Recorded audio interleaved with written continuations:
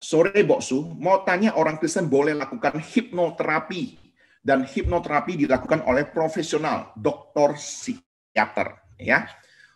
Ini pertanyaan yang baik, pertanyaan yang bisa dibilang menjadi perdebatan. Ketika saya berusaha menjawab pertanyaan ini, saya harus mencari berbagai sumber yang ada.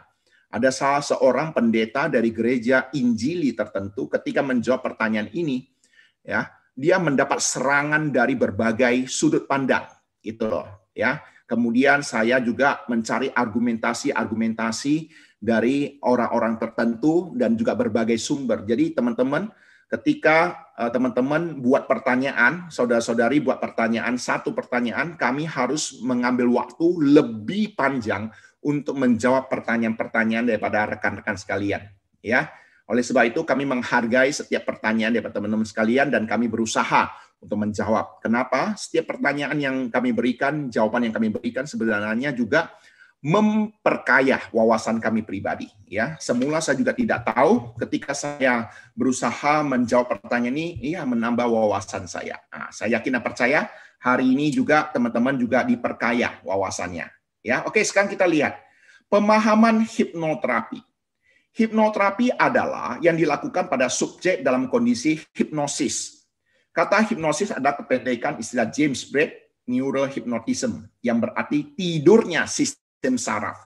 Orang yang terhipnotis menunjukkan karakteristik tertentu yang berbeda dengan yang tidak. Yang paling jelas adalah mudah disugesti. Hipnoterapi sering digunakan memodifikasi perilaku subjek, isi perasaan, sikap juga, keadaan seperti kebiasaan disfungsional, kecemasan, sakit, sehubungan stres, manajemen rasa sakit, dan perkembangan pribadi. Jadi hipnoterapi ini sebenarnya sebagai sarana, ya, sarana untuk bagaimana menyembuhkan rasa takut, depresi, stres, dan sebagainya.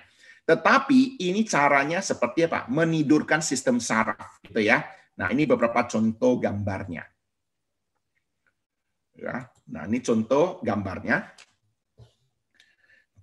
Ketika sudah diapakan, ya bertanya gitu ya, bertanya dalam kondisi tertidur seperti orang menggigau gitu ya, diajak berbicara dan sebagainya ya. Nah, ini beberapa contoh gambarnya ya hipnoterapi. Nah, sekarang bagaimana kita menjelaskan tentang hipnoterapi ini? Ya, ketika saya menjawab melihat berbagai kontradiksi yang ada, saya melihat ada satu artikel yang cukup baik untuk kita sama-sama diskusikan. Nah, ya, coba perhatikan di sini.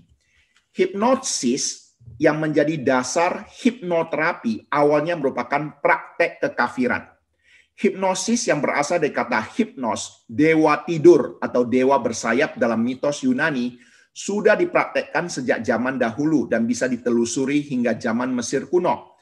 Menurut William Kroger dan William Fraser, ya, hipnosis merupakan bagian dari ritual keagamaan. Mata rantai hipnosis dapat dijejaki ke berbagai agama dunia dan praktek mistik, termasuk eksorsis, ya, oleh Asyur, Babilonia, sihir Mesir, mistik Yahudi, Sufi, Sinto, Buddha, Tibet. Nah, coba perhatikan baik-baik ya. Ini dukungannya, ya, argumentasi dukungan ini coba perhatikan. Ini di Wikipedia. Hipnos itu artinya apa? Ya, oke. Hipnos artinya apa? Oke. Coba perhatikan. Ini saya perbesar. Ya, hipnos dari bahasa Yunani adalah dewa yang menguasai tidur dalam mitologi Yunani. Saudara kembarnya adalah Thanatos, ya, dewa kematian. Hipnos merupakan saudara. Ini pemahaman dewa-dewi mereka ya. Nah, mereka juga ada 3 anak laki-laki hipnos ini dan sebagainya. Jadi inti yang ingin sampaikan di sini adalah ini argumentasi daripada ini ada dukungan Wikipedia-nya. Jadi ada argumentasi yang bisa melengkapi. Ya, ini artikel teologia ya, artikel teologia. Sumbernya nanti saya bisa sampaikan ya.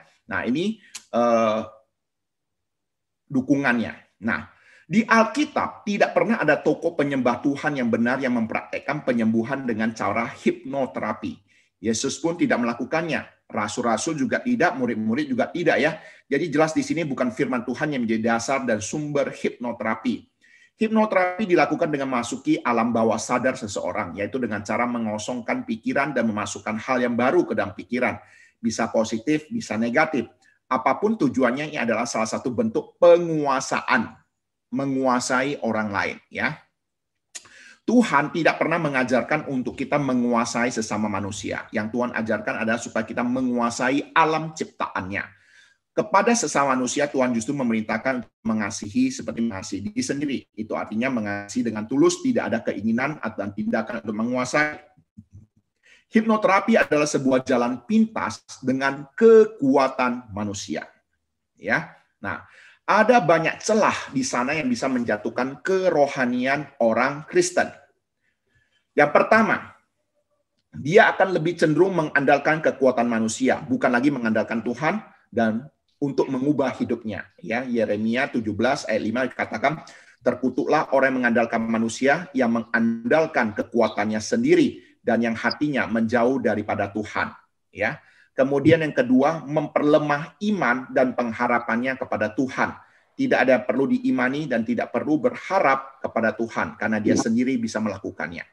Kemudian yang ketiga, memperlemah keinginan untuk mengucap syukur, karena memang rasanya kesembuhan itu bukan dari Tuhan. Jadi tidak perlu mengucap syukur kepadanya. Keempat, mengurangi kepekaan seseorang untuk memahami maksud Tuhan di balik masalah yang dia alami. Ya, oke. Jadi ini beberapa argumentasinya ya tentang kenapa hipnoterapi tidak boleh diterapkan. Dengan melihat banyaknya hal negatif dibandingkan dengan hal positif, terutama berkaitan dengan kerohanian, maka sebaiknya orang Kristen tidak mengikuti program hipnoterapi. Sumbernya dari Mana Surgawi, ya, artikel Mana Surgawi. Ya, jadi ini Anda bisa lihat lebih lengkap. Ya, saya hanya mengutip beberapa bagian dari pemahaman yang kita butuhkan untuk menjawab pertanyaan yang ada.